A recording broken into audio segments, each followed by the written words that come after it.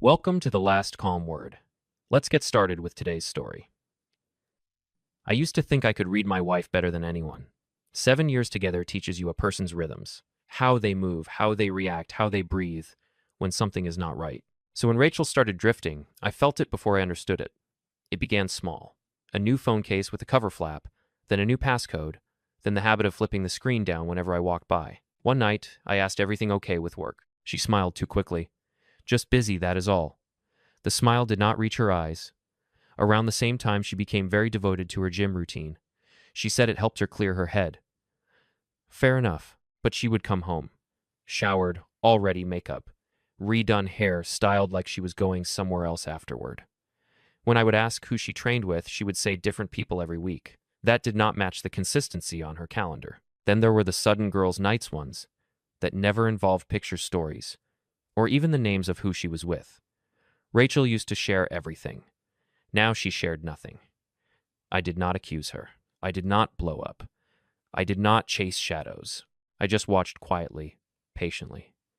Rachel had no idea I was paying attention. One evening, she sat across from me at dinner, pushing her food around like a kid, pretending to eat vegetables. Then she said, "Dennis, maybe we should try couples therapy." I did not react. Therapy. She nodded. "We have been disconnected. I want us to be better." Her voice trembled slightly, like the request was rehearsed, like she needed the idea to land perfectly. I wiped my mouth, kept my tone level. "If you think it helps, we can try it." She looked relieved. She reached across the table and squeezed my hand. "Thank you. I want us to fix things." I nodded, but inside something settled. Therapy was not her way of saving us. It was her way of getting ahead of something she did not want to tell me outright. The night before our first session, Rachel paced the hallway like she was practicing lines for a performance. That is when I knew something bigger was coming. My suspicions did not start with therapy. They started months earlier on a random Tuesday when Rachel left her laptop open on the couch while rushing to answer a phone call. I was not snooping. Her screen lit up on its own. A notification flashed from our shared cloud account. A photo backup, then another. Then a message preview that disappeared so fast I barely caught the name attached to it. Josh, a man from her office. I had heard exactly 3 sentences about. It was nothing conclusive, but it was enough to make me pay attention. Over the next weeks, the signs multiplied. Rachel took her phone everywhere, even to the shower. She turned off message previews. She changed her passcode twice in 1 month. She stopped talking about her coworkers entirely, as if the whole company suddenly became uninteresting. One night after she fell asleep, I checked our shared cloud drive. Not her phone, just the public folder we both used. A few thumbnails popped up, half deleted and half synced. Nothing explicit, but there were fragments of screenshots, cropped images, and pieces of conversations that did not match the story she told me. I needed certainty. Guessing felt weak. So I hired Samuel Rivera, a private investigator recommended by an old friend, former security consultant. Quiet professional, the kind of man who did not ask unnecessary questions. "I just need clarity," I told him. He nodded once. "You will have it." 3 weeks later, Samuel asked to meet in person. He placed a slim folder on the cafe table between us. Inside were printed photos. Rachel meeting a man outside her office, laughing too hard at nothing, leaning a bit too close. Another photo showed her and the same man at a wine bar, his hand rested on her knee. "That is Josh," Samuel said. My jaw clenched. "You said there was more." He slid out a second set of photos. Different man, gym clothes, tattoos, athletic build. They met behind the gym, not in front. They talked like they knew everything about each other. Dates on the photos went back nearly 3 years. "That one is Mark," Samuel said. 3 years. My stomach tightened, but my voice stayed steady. "Thank you," I said. I did not confront Rachel. Not yet. Evidence means nothing until the person says the truth out loud, and I needed her to say it herself. Couples therapy started on a Thursday afternoon in a quiet office. Dr. Elaine Harris was soft-spoken, with a way of tilting her head that made every sentence sound like a gentle invitation. Rachel liked her immediately. I could tell from the way she sat forward on the couch, hands folded like a student ready to impress a teacher. The first session was harmless. Communication styles, small disagreements, daily routines. Rachel talked about feeling distant and unappreciated, choosing her words carefully. Never too sharp, never too bold. I listened. Dr. Harris nodded often. By the third session, Rachel started circling the same points. "I feel like Dennis does not understand me," she said. "I think he ignores my emotional needs." Dr. Harris looked at me. "How do you respond to that, Dennis?" "I am trying," I said, simply. And that was true, just not in the way they thought. I watched Rachel during those sessions. Her hands would shake. She would glance at her phone every few minutes, like she was waiting for an alarm that had not gone off yet. She looked guilty enough to confess, but terrified of actually doing it. Dr. Harris encouraged openness every time. If there is anything either of you is holding in, she said, this is the place to speak. Rachel smiled like she agreed, but her eyes told a different story. She was not ready. Not yet. The night before our fourth session, she barely slept. She paced the hallway. She stood at the window, staring at nothing.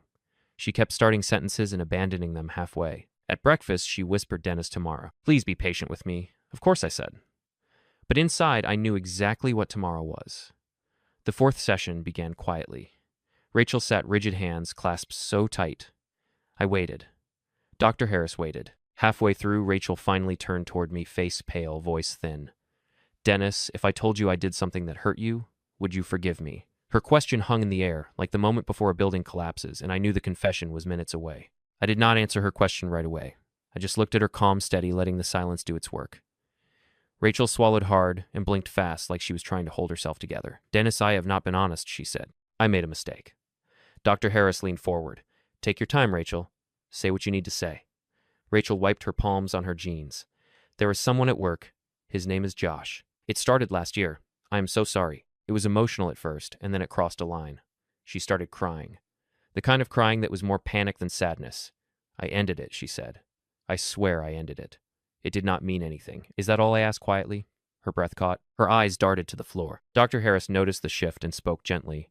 Rachel, if there is more, this is the moment to be fully honest. Rachel shook her head, then nodded, then shook her head again, like her muscles could not decide which lie to pick. There was someone else before Josh, she whispered. A long time ago, a trainer from my gym. His name is Mark. It lasted longer. Almost 3 years. 3 years. She said it like she was apologizing for burning dinner, not dismantling our marriage. Dr. Harris exhaled softly. That must be incredibly hard for Dennis to hear. This is a lot for both of you. Maybe we can slow down, and no need, I said, standing up. Both of them looked shocked. Thank you for your help, Dr. Harris, I said. This session has been very clarifying. Rachel's voice cracked. Dennis, wait, please. We came here to work on us. No, I said, you came here to confess in a safe room. I came here to hear you say it out loud. She stared at me, confused. What do you mean? I already knew, I said. Josh Mark, all of it. Her mouth fell open. You knew. I have suspected for months. She stood too fast. Then why pretend? Why let me sit here and? Because I needed the truth from your mouth. Not excuses, not half stories, just the truth. I walked toward the door. Rachel reached for my arm. Dennis, please. We can fix this. We are past fixing, I said, and I left her standing in that quiet, crying into her hands while the truth finally caught up to her. The hallway outside the therapy office was silent, except for Rachel's footsteps chasing mine. Dennis, stop, please, she shouted, voice echoing off the walls. I kept walking, calm, steady. By the time I reached the parking lot, Martin Cole, my attorney, was already standing beside my car suit, pressed folder and hand expression unreadable. He nodded when he saw me. Rachel stumbled out behind me, still crying. Dennis, can we just talk? Just us. Martin stepped forward politely. Mrs. Walker, I am Martin Cole. Dennis asked me to prepare some documents. Rachel froze like someone had kicked the ground out from under her. Who are you? My attorney, I said. Her eyes widened. She looked between me and Martin. Attorney for what? Martin did not grandstand. He did not make it dramatic. He simply held out a sealed envelope. This packet outlines a proposed separation agreement. Dennis can review and sign his portion today. You may review your copy whenever you are ready. Rachel stared at the envelope like it was radioactive. You are divorcing me. I kept my voice level. I started the process weeks ago. Her breath hitched. Weeks. Dennis, I just told you about Josh and Mark 5 minutes ago. You did not know before today. I knew enough, I said. And today you confirmed it. She pressed her palms to her forehead. This is insane. You set me up. No, I said, I let you choose honesty on your own time. You waited until now. That is not fair, she snapped. I was scared. I did not know how to tell you. I thought therapy would help us. I shook my head. Therapy was not for us. It was for your conscience. She took a shaky step toward me. Dennis, do not do this. We can fix it. I will make it right. You had years to make it right, I said. Instead, you lied every day. Martin placed a pen in my hand. I signed the first page of my packet.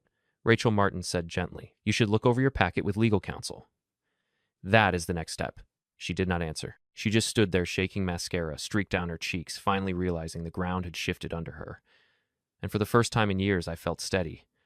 The messages started an hour after I left the parking lot. Long paragraphs at first, then short bursts, then voice notes where Rachel swung between crying and blaming. Please, Dennis, talk to me.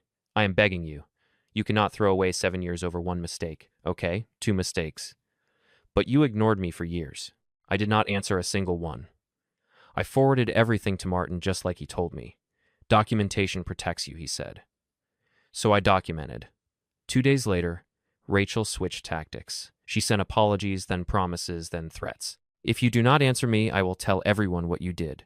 Your silence is emotional abuse. You pushed me away. That is why I did it. It was all noise from someone who finally lost control of the story. Then her mother called. Carol's voice was sharp enough to cut through static. Dennis, how dare you humiliate my daughter like this? Serving her paperwork in a parking lot. Really? She cheated for years, I said calmly. That is why we are here. Carol scoffed. She told me it was a rough patch, a short lapse in judgment. That short lapse lasted roughly 3 years with one man, then continued with another. Silence. Then Rachel did not mention that. No surprise. Carol kept yelling. I hung up. She called back twice. I did not answer. Rachel's younger brother Daniel reached out later that night. His tone was different, steady, cautious. I am not defending what she did, he said. I just want to know if this is really final. It is, I said. He sighed. All right, I respect that. The next morning, the doorbell rang. Rachel stood on the porch wearing a faded hoodie, eyes swollen. When she tried her key, it did not work. I had changed the locks earlier that week. Legal according to Martin, since the house was mine before the marriage. Open the door, she said. Please. This is not your home anymore, I said, through the intercom. Martin sent you the schedule for picking up your things. Choose a time. Her voice cracked. You are really shutting me out. You shut yourself out. She cried there for almost 10 minutes. Then she walked off the porch shoulders, shaking, heading toward her car like she had nowhere left to go. And the truth was she did not. The preliminary hearing was held in a small courtroom on a Tuesday morning. I arrived early with Martin. Rachel came in 10 minutes late with her attorney Angela Park walking beside her. She looked nothing like the woman who chased me into the parking lot. Her makeup was soft dress, modest hair pulled back, like she was trying to play the part of a devoted wife who had been blindsided. Angela opened with confidence. Your Honor, Mrs. Walker seeks a fair division of marital assets, temporary support, and legal fee coverage. She made significant emotional contributions to the home. Judge Ramirez, a sharp-eyed woman in her 50s, barely blinked. Let us be clear about one thing before we continue. Was there adultery? Angela shifted. Your Honor, there were emotional challenges within the marriage that Mrs. Walker, the judge, interrupted. Did you engage in extramarital relationships? Rachel's voice was small. Yes. How long? She hesitated. A while. Martin stood smoothly. Your Honor, I have documentation detailing the timelines. One relationship lasted nearly 3 years. The second overlapped last year. Judge Ramirez frowned. Mrs. Walker, do you dispute this? Rachel's lips trembled. No. The judge nodded. All right. Now financial contributions. How much did you pay toward the mortgage? Rachel blinked. I did not. Property taxes? No. Home insurance? No. Judge Ramirez looked over her glasses. So the home was purchased before the marriage and fully funded by Mr. Walker. Angela jumped in. Your Honor, my client contributed in non-financial ways. Emotional support, household maintenance. Did you cook? The judge asked Rachel. Sometimes. Did you clean? We had a service. Work full-time. I taught yoga classes. The judge tilted her head. Mrs. Walker, you lived in a home paid for entirely by your husband while engaging in long-term affairs. You are requesting the sale of that home and support payments. On what legal grounds? Rachel's eyes filled. She had no answer. Judge Ramirez delivered her ruling with crisp finality. House remains Miss Walker's. No support. Each party pays their own attorney. Final hearing in 6 weeks. Rachel sagged in her chair. Carol muttered angry things under her breath. I walked out steady. Rachel stumbled after me, but the bailiff held her back. For the first time in years, the truth, not her story, had the final word. After the hearing, Rachel began grasping at anything she could still control. Her messages came from new numbers every day. Short, frantic bursts. You destroyed everything. I cannot eat. I hate you. Please talk to me.